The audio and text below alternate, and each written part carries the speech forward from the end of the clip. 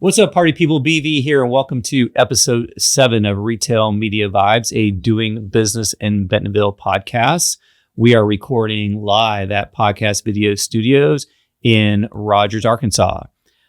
So today I'm joined by my good friend and former colleague, Emma Curry. Emma has a strong background in influencers and content creators, so she is perfect for what we're going to talk about in today's episode.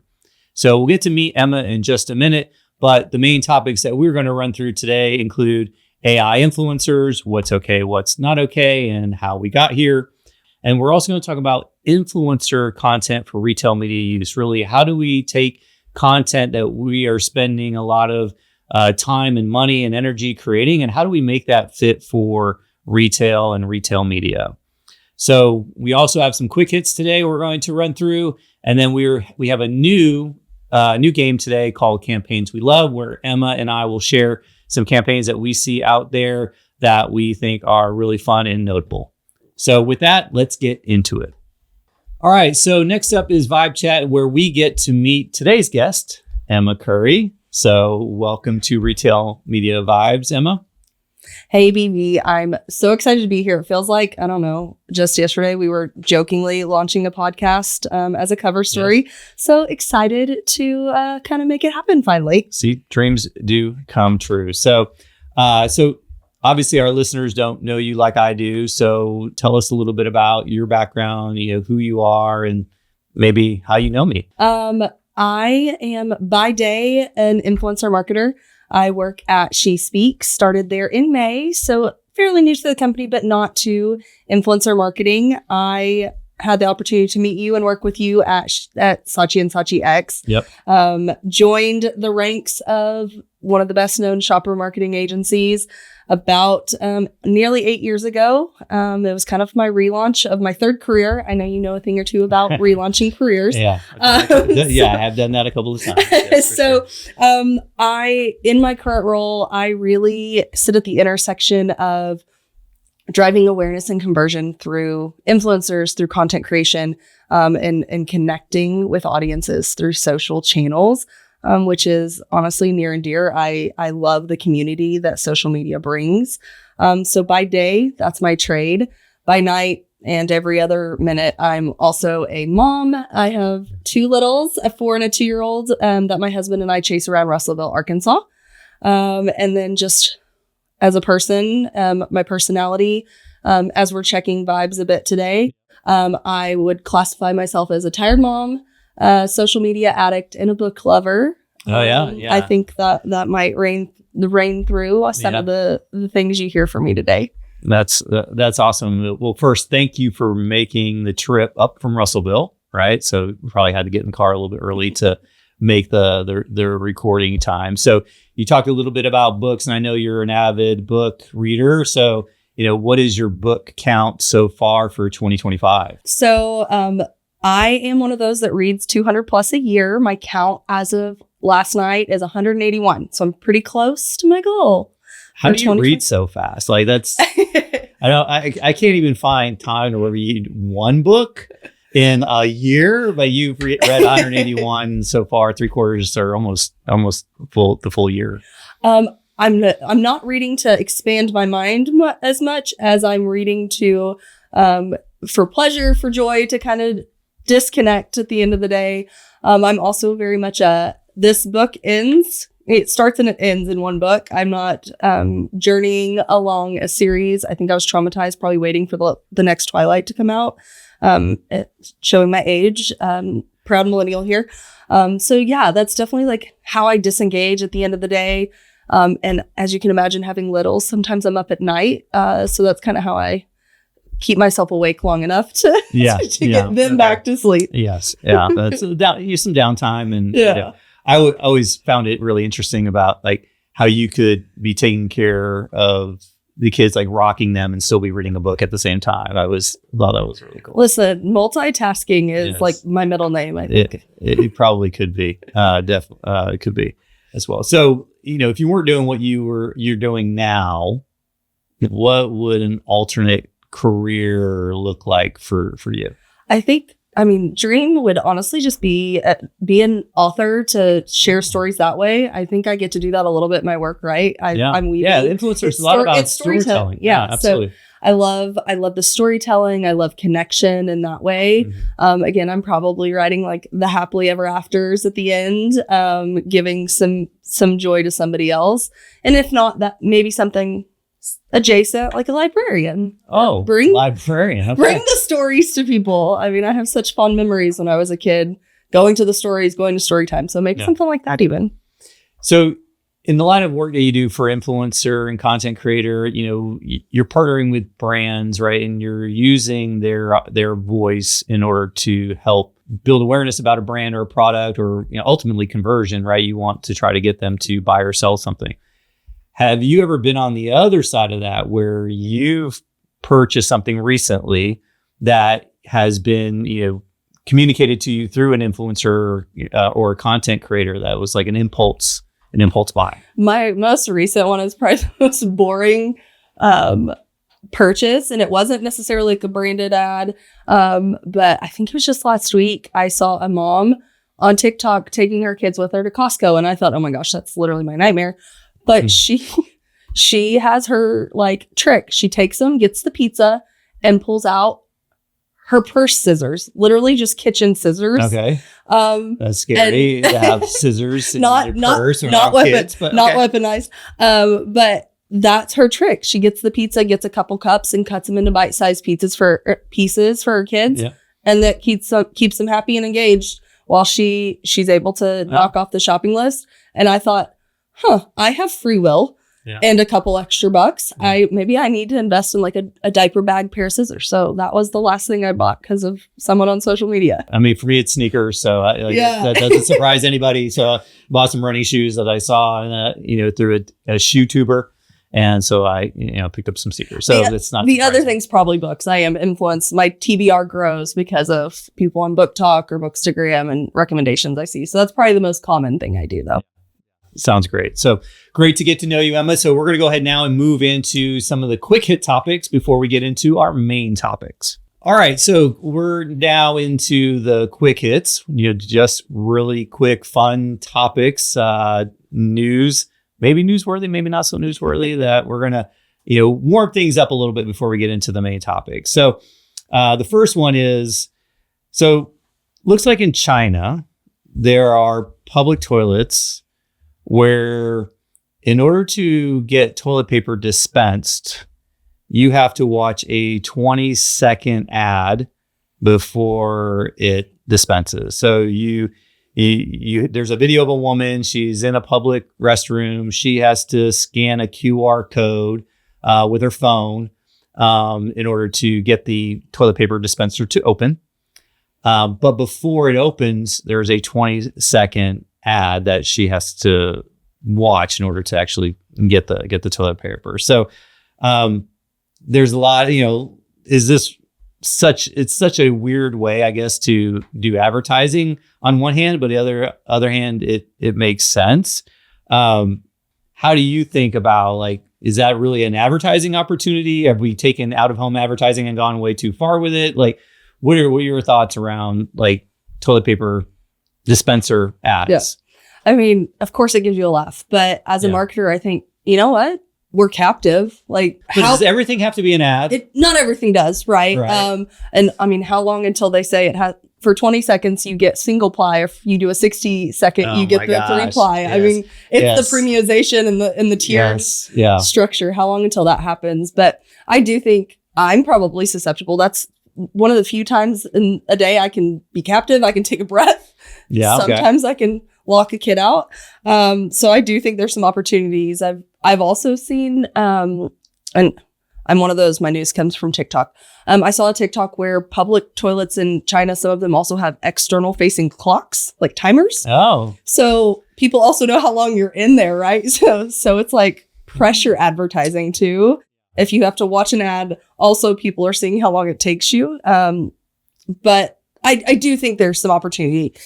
It always goes back to the principles of marketing, right? Right time, right place, right people, message, right message. So how do you do the right message there? And I think, maybe it's something funny like a liquid IV. Like, are you hydrated enough? Is this your first trip to the bathroom? I was just gonna say, what ads would make the most sense in a scenario like that? Liquid IV makes a lot of sense. And obviously, we're not going to get gross, but obviously, toilet paper, Charmin probably would be a good ad. But any other brands come to mind? I mean, those were like the first ones I instantly gravitated to. I do think there's probably some in some health, wellness, those types of products and adjacencies there that make a ton of sense. Yeah. And you just have to be smart. And it's probably more about caretaking and not quote unquote potty humor. Right. Yes. Yeah. That could push it too far. All right. So great on the toilets. Now let's talk about advertising in a different space, slightly different space. Probably more than a slightly different space. So next up, Samsung wants to plaster your smart fridge with ads. So, Samsung has this philosophy that is literally called screens everywhere. And, it's obviously putting ads on its smart TVs and anywhere that's a screen. I think it's looking at the opportunity to advertise. But now with some of these refrigerators that do have screens on them, they also talk about they have AI vision inside some of these newer refrigerators from Samsung that can see what you've used and what you might be in need of. And so, are we getting to a place where refrigerator advertising is more of a benefit? Because I look at it like we have these smart homes, right? And we have these smart appliances, and we do have, an expectation for them to be helpful in some way, shape, or form, right?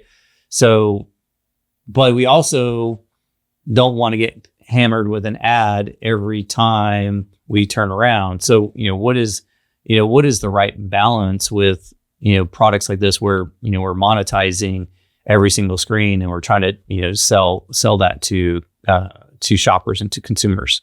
I think actually I just learned my husband may work for Samsung because he believes in a TV everywhere. There's actually one right above our refrigerator. So we're already getting some of those ads. So I think adding some of that functionality to it, right? Like, please send me an ad for milk before my toddler's tantrum is what reminds me I'm out.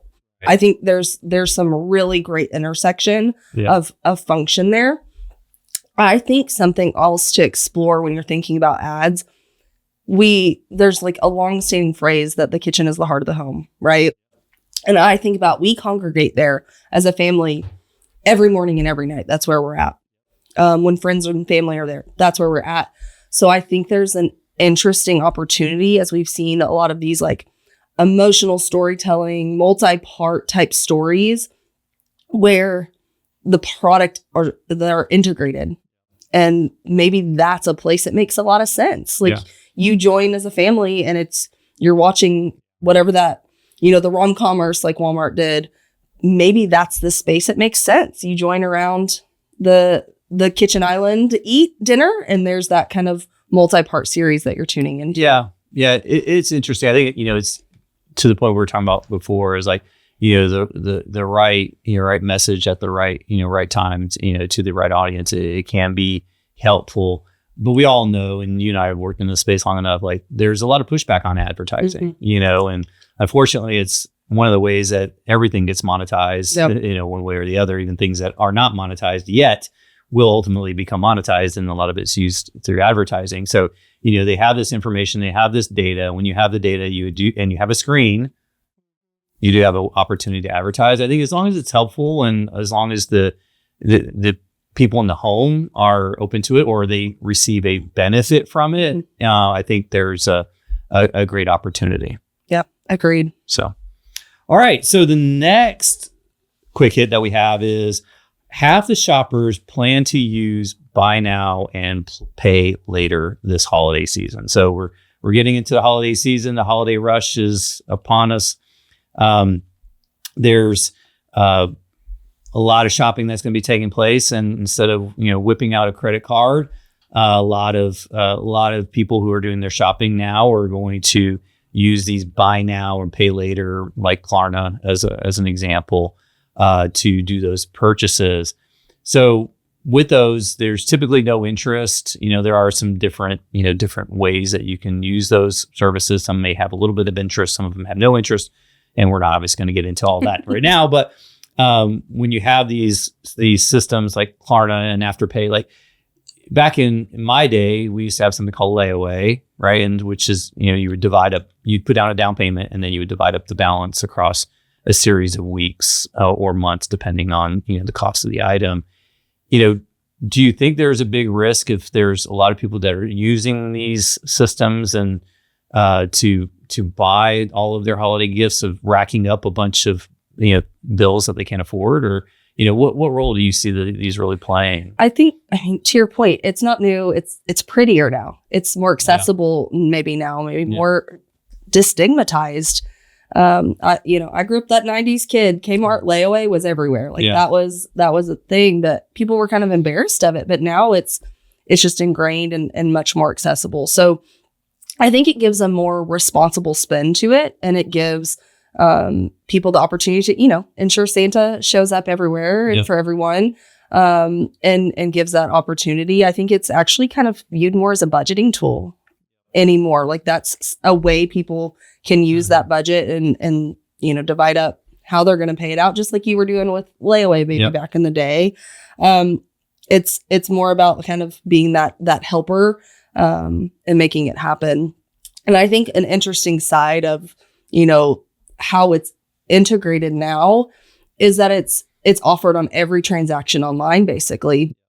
And one of my careers was in retail. And one of the things we learned is that the rate at which, service add-ons were added or, plus ups were done online was much higher than in store, because it's always offered online. It's always available versus the human element when you forget to offer it. And so when it's available to people, they are going to look at it more seriously. Even if I can afford it right now, maybe I would like to separate and pay it out and be able to do something else that I hadn't planned for because I had this budgeting tool available to me. Yeah, my wife likes free money. So if there is an opportunity to use these services in order to balance out kind of the budget and not pay interest, and obviously if work that out in the proper way, I think it can definitely be a benefit. I do think in some of those situations it could lend people to spending more. And so that's going to help retailers, right? So because a lot of people don't worry about what's going to come in the future. They're just thinking about what's going to happen today. Definitely. I know there used to be stats when I was in retail about like, if people buy a gift card, the person receiving the gift card usually spends 3 times more, 4 times more. Right. I'm sure we're going to start seeing some of that type of data available too, to see when people do this, they spend X% more at that retailer every time. Cool. All right, we're going to wrap up the quick hits with one fun one here. So this one, cracks me up, actually. So a couple episodes ago, I had Joel Ponce on, and we talked about a competition in Alaska to see which bear could be the fattest bear before hibernation. And so they actually used LiDAR in order to measure the bear. Nobody actually weighed the bear. And Chunk the Bear won. And so that was great. Well, Texas, not going to be outdone. So they did the same thing with squirrels. So they had the Fat Squirrel Week in Texas, and the winner of that was Chunkosaurus Rex, which actually I kind of love the name, honestly. And so like you started to think about, okay, Fat Squirrel Week competing with, Fat Bear Week. But what would be some like sponsors of Fat Squirrel Week that come to mind for you? First of all, Chunkosaurus Rex is hilarious. I'm surprised it's not a dinosaur my child has tried to teach me about. Yes, I'm sure. I think there's always the obvious ones, right? Like Yeti or Arctic, like the outdoors, or like, I don't know, like a Blue Diamond, nuts, or like Kind Bars. Those make sense. Yeah. I like the more out there ones, Yeah. So I tried to think, like, who's a popular squirrel? Like Sandy from SpongeBob? From SpongeBob, yeah. Where can we do a SpongeBob collab? Yes. Or maybe maybe closer to our generation of squirrels, like Rocky and Bullwinkle. Oh, yeah. Yeah. Like a rocky road named after. Yeah, we should do a top 10 famous squirrels list. Are there 10 famous? I don't know. I did grow up in Northwest Arkansas, and one of the local schools is a flying squirrels. So maybe there's something there too. Like if you pressed me on the most popular squirrels right now, I probably would know more than 2. So I could name a couple of chipmunks probably. Oh yeah, chipmunks. Yeah, Alvin, Simon, Theodore.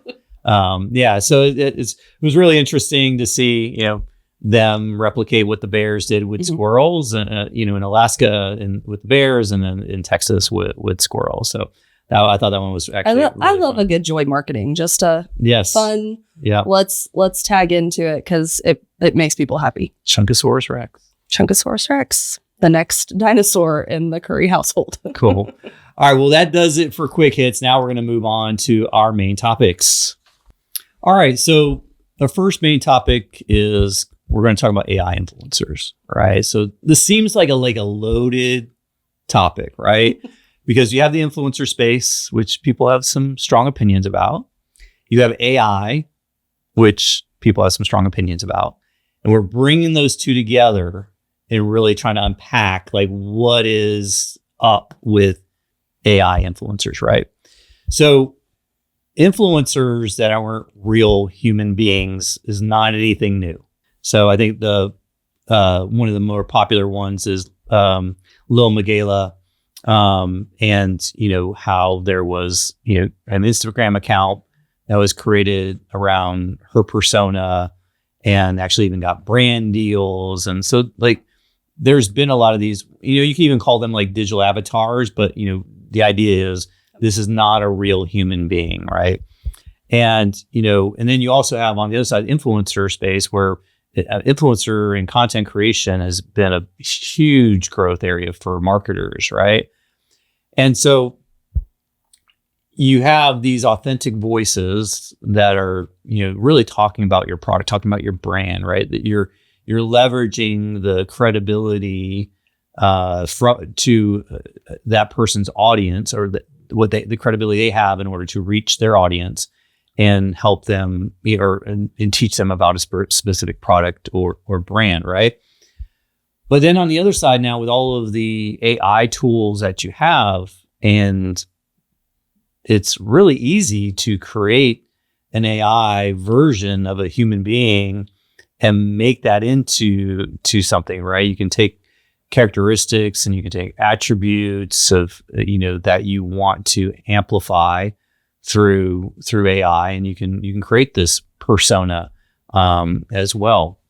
And so personally, I've always thought, okay, wouldn't it be cool if you had a suite of these AI influencers that fit different categories of people that you want to reach, and leverage them in order to communicate about your products and brands. Obviously, when you work with something like an AI tech format for an influencer, they're always going to get the brand message right. They're always going to say what you want them to say. So you have some of those challenges on the human side when you have a human influencers to get them to say exactly what you want to say in the authentic voice that they hold, right? So that's always a tough balance.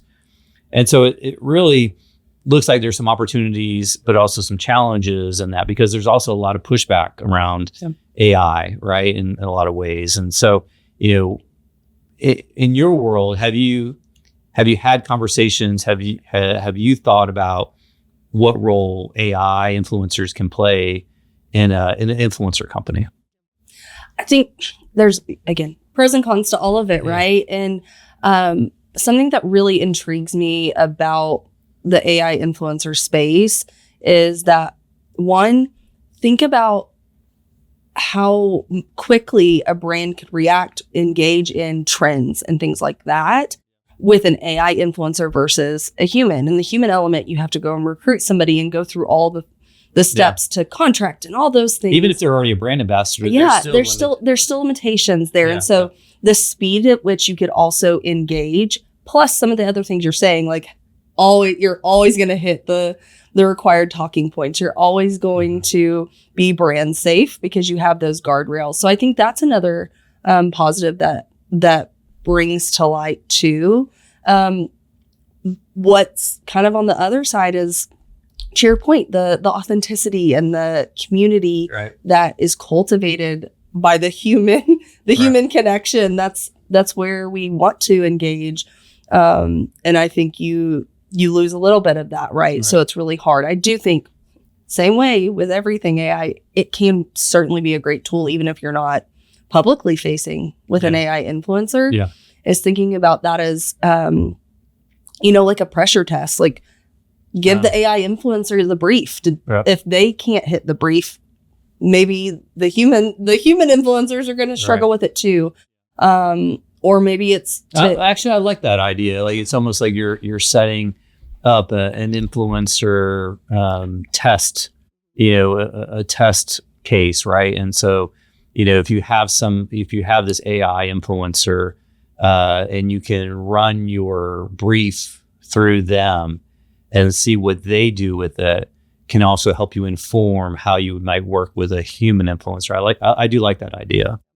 I think too, one of the other elements of that is how much AI are the true influencers using now. I mean, that's a talking point that it's still pretty split 50-50 of like how heavy brands are asking or putting requirements around that. Like, are they using it to draft up concepts or to do any automatic editing, even using the native platform AI tools?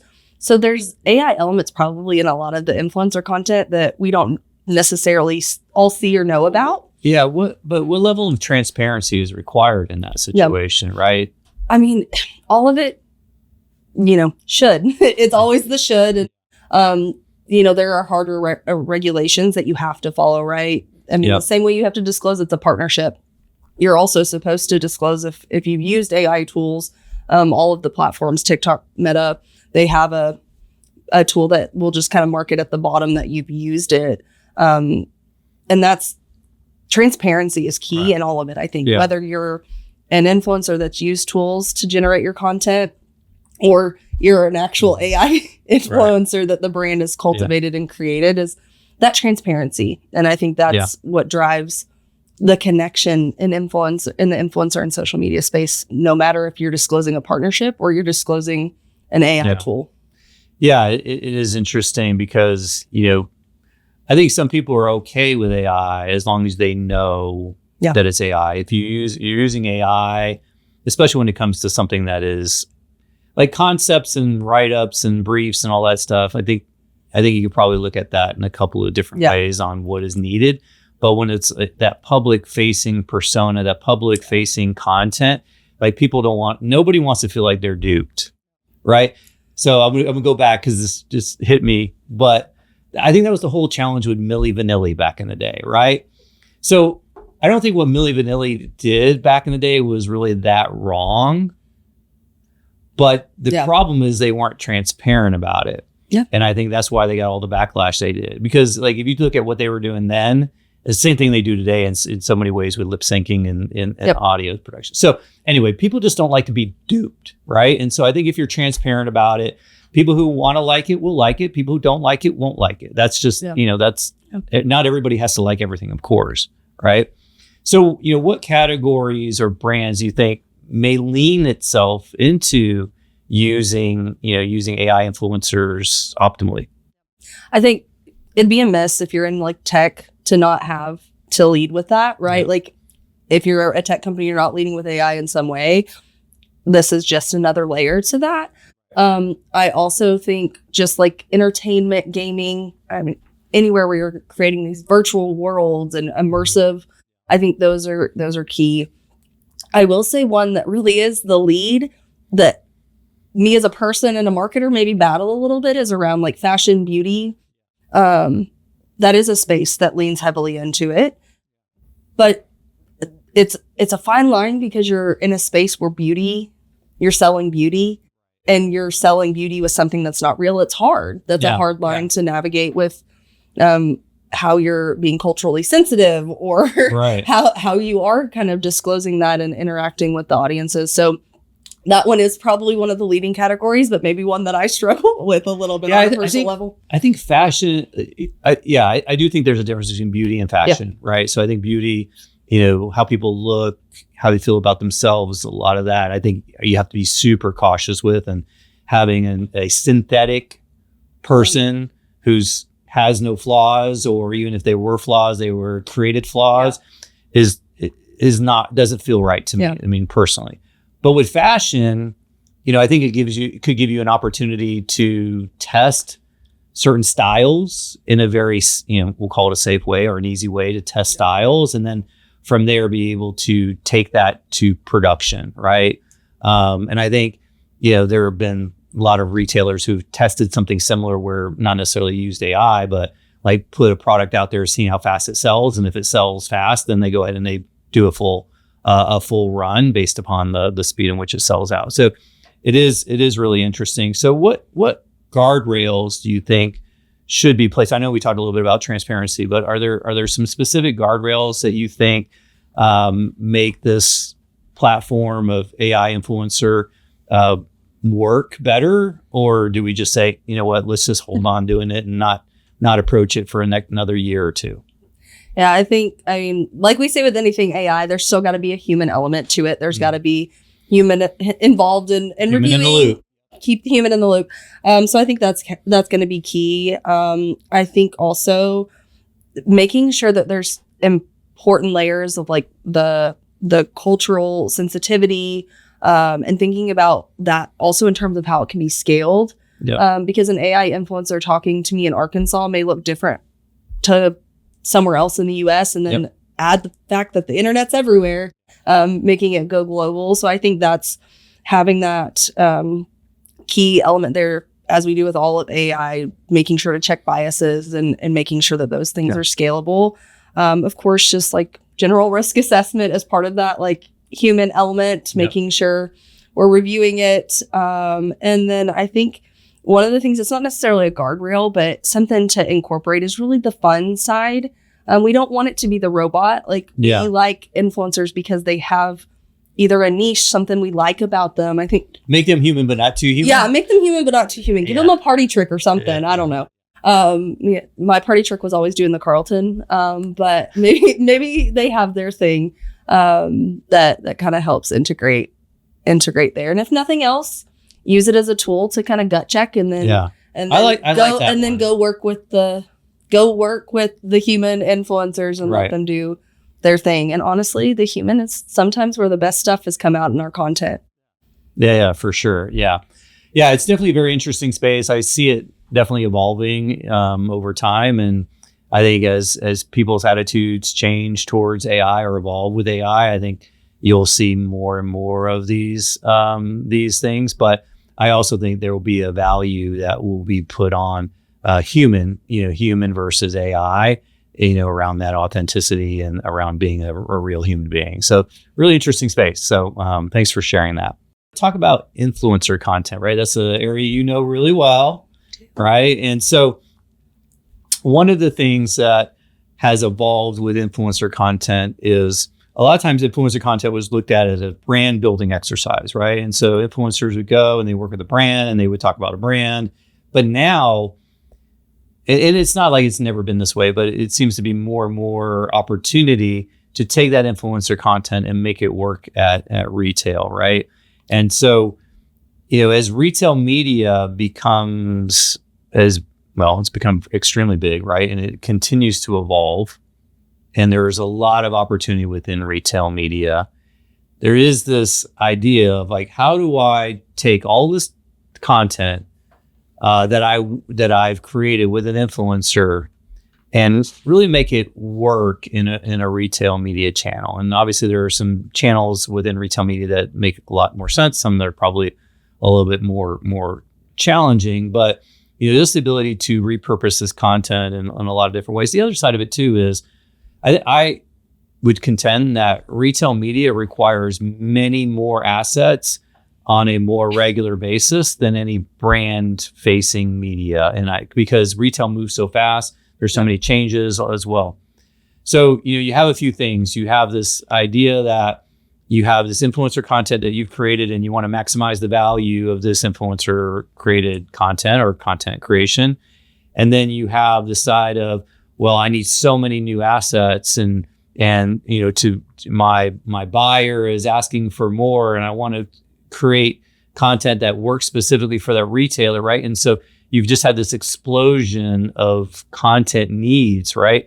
So how in your world and the way you look at influencer content, what are things that you really think can help make that content extend its value and work well for retail?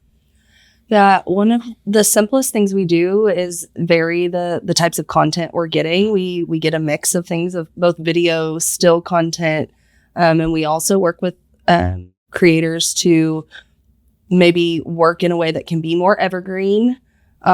So majority of the content is centered around the product, but maybe beginning or end or, just a finite section is dedicated to like the retailer conversion driving, that call to action. We also tend to do a mix of elements within the still imagery. Let's make sure we get a good variety of the product and the retailer and then just the product. Make sure the lifestyle is what really shines through. And we know that a lot of the retailers reward and want more lifestyle type imagery used in their placements and things that you can buy. And so we do work really closely with creators to do a variation there and make sure we have some ways we can optimize it on and off retailer sites or otherwise. Do you typically work with creators that have already worked with retail in the past? So to make that process more streamlined, right? Because I would imagine like working with a creator that has never worked with retail before, they're not going to understand really the requirements, right? We definitely lean into more retail affinity based creators when we're working with a more shopper marketing focus, and tend to work with those that have worked with those specific retailers. But if they haven't worked with that one, most have a very similar expectation or style, right? And definitely lean into them to have some expertise, and then also sometimes push us a bit because they're also consumers. They're a type of marketer, but they're also a consumer. So it's kind of nice that we get somebody that knows the drill, but also pushes the envelope a little bit. So what has been like the most creative way that you've seen some of this content used in a retail media ecosystem? Yeah, I think the most creative is when we don't just move it from influencer social to retail media social or website. I think when it crosses a threshold into store, it really, on paper, that doesn't sound super creative, but when you think about a social influencer in store, that's huge. It was also a favorite. One of my very first campaigns was an original song. Really? What? Maybe you've heard it. It was a holiday song, and so we pushed and did an in-store cut of the song, and so it played on in-store radio. Right. So that's probably not something you would bring to the table at a first idea client, right? Like that's a different variation, but I think there's other ways we haven't even begun to think about using in store. So just to narrow that down for the people that are listening so they follow that. So you worked with a creator and that creator made a custom song for a campaign. Yes. And that campaign was for a specific retailer, right? Yes. It was, I think we can say it, Walmart. Yes. We can say Walmart. And so we use that song across the campaign more broadly. We integrated into other influencers' content as well. So that song spanned the campaign holistically. But then, yes, we made the song specific to that retailer, and they loved it and played it on in-store radio during the holidays, which is a prime real estate, prime time to have brand exposure and even to have that musical artist's music reaching new masses. And one of the things I've always thought was always a smart idea is to give a retailer the opportunity to have a creator that is dedicated to them, right? So make that unique. So if you have a specific program and you're running it across multiple retailers, have a different creator for each retailer and have them create content that is bespoke to that retailer and that retailer's messaging and that retailer's shopper, right? And so when you can do that, and when you have something that is a valuable asset, like a song, right? Determining what are the best ways to distribute that asset throughout that ecosystem. And so like a lot of times, retailers like Walmart, they're not creating songs specifically for a CPG category, right? Why would they do that, right? But if it's somebody that's in CPG, a brand in CPG, want to create a song, and then, oh, by the way, Walmart, you can use this in your own, through your own channels. I mean, it just extends the value of that content. Brands have invested a significant amount of money in that space, and so it's really about getting that value. And then, of course, you're earning credibility with your merchant at the same time, right? Yeah. Oh, this is fun. This is cool. This is specifically to this category. So it really feels like that's one really a really good unlock is content that is unique and bespoke to that specific retailer that can be reused across multiple purposes. Now, I know you, and we've worked together a long time, but there are probably some legal things that need to be considered in a situation like that. What would some of that be? Because I know you've been really good at influencer contracts. I know you hate influencer contracts, but you're really good at it. So some of the things, because I don't think people think about that. Oh, I'll just get with an influencer and they'll create a piece of content and I can do whatever I want with it. Well, that's not always the case, is it? No. I kind of joke when the pandemic hit, I also earned my law degree. There's a lot and that goes into it, and there's a lot of limitations in terms of what you can ask for and also what you're going to get for the price. What you got probably 10 years ago, 5 years ago, and even 2 years ago is very different than what you get today. Yeah. So one of the biggest things is navigating the usage, and not only how long you can use it, but where. Most savvy influencers are going to maybe give you social and web and like paid media use. But things like in-store are going to cost you, or if you see something like on a connected TV ad, that's crossing a different threshold, right? That's getting kind of toeing the line of being an actor. So there's a lot there. And the more you use it, the more it can be governed by other bodies too. So not just being an influencer piece of content, you start getting to things like SAG-AFTRA. And people are considered being an actor, or in that case on music, the after part covers the music. So there's a lot there that people just don't really understand, and there's a lot of risk too in terms of just the many terms that you have to negotiate. So a lot to learn there, but there's definitely some great standards that have been set, and a lot of brands have really kind of figured out like their sweet spot too. Because to your point, the demand for the number of assets and the things that turn over, you might not need to use it for 5 years. So maybe don't go after that because you need refreshed. Oh, we want it in perpetuity. We want it in perpetuity.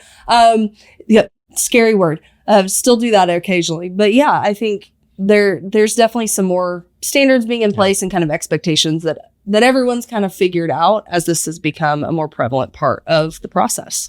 Yeah, one part I think is really important also to think about in this space is like have a content plan. I think it's too often, it's a program is looked at in isolation. Oh, I'm going to have an influencer. Influencer is going to create content. Great. Well, what are you going to do with that content? Well, I don't know. I don't know what we're going to do with that content really. Like, oh yeah, maybe we'll boost it through social or whatever, but like have a content plan. Like, so many times there are assets that go unused because there's no plan, right? And so like, how can you get the value out of what you just spent if you don't have a plan on how to really use that content? Yeah, that's definitely, that's one of the very first things I stop and ask before we get, start checking off, okay, we just need this many years and this, let's step back. Let's talk about your bigger usage. Your bigger campaign plan or your strategy over the next 1 year, 2 years. And that can help us shape it. Because I think a lot of times people do want to just jump in and start making content. And then you learn down the stretch, like, man, you know what actually performs best with this audience? Static. And guess what we didn't get? No, wow. No story. Or maybe we shot a video and all of the call to action is at the end and people are dropping off after 10 seconds. Like having that plan and knowing ahead helps us to frame up the storytelling and what we capture, making sure we have the right elements along with how long you're using it. Great insights, Emma. I know you've been in that space quite a long time. It's been great to have your voice leaning into this topic. It's, I think, assets and content creation is, again, another area in retail that is going to continue to be an opportunity for brands and for retailers, and obviously, partners, like the company you work for as well. So, awesome. So thanks for that.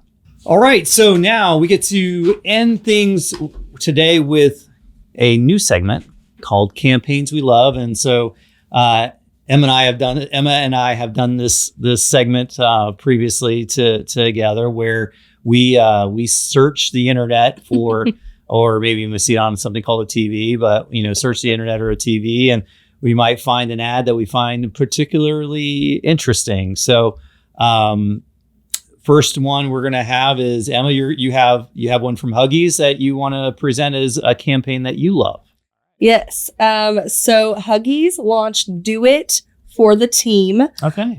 9 months ahead of the World Cup. 9 months. It seems like an interesting time frame. Very strategic, it sounds like, but perfectly timed, very, cultural timing in the largest single sport draw globally. The World Cup is a little bit, I guess it's popular. The world. Right. But really, just funny. They launched a long form 10-minute like mood setting. I won't get into what that means, but they offered a sweepstakes to go along with it. So a supply of free diapers for 6 weeks starting in June 2026. If you maybe are part of this movement, if you will. So just a fun way to play into the cultural timing to, maybe be a brand fit or find a way to be a brand fit. Sometimes it's not an obvious play. So what do you think? I'm drawn to diapers because I'm still in that world, but does it shine for you? Well, I think, having a reason to take time off from work to watch sports is a good reason to do anything. And so I would say that, I think it's smart. And it is definitely very, very cheeky, and it kind of fits into, the right cultural, timing of things. So, obviously there's a lot of people who love the World Cup and will be glued to TV for that. And so, why not kind of pair those things together? So that's really cool.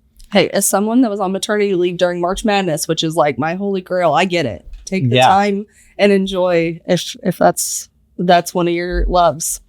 All right. So my campaign, Emma, is Walmart with their Who Knewville holiday campaign. So Who Knew has been Walmart's platform for several months, maybe it's the full year at this point, around, introducing people to Walmart, like almost reintroducing Walmart to consumers again, because I think, there are perceptions or have been perceptions about Walmart, and this is reintroducing what those perceptions could be. And Walmart does offer way more than I think what people expected. So I think it's a great platform campaign. But, a person like myself, I love nostalgia. Mm-hmm. And so this one really leans into, for the holiday season, leans into, Dr. Seuss's inspired type of world and Whoville.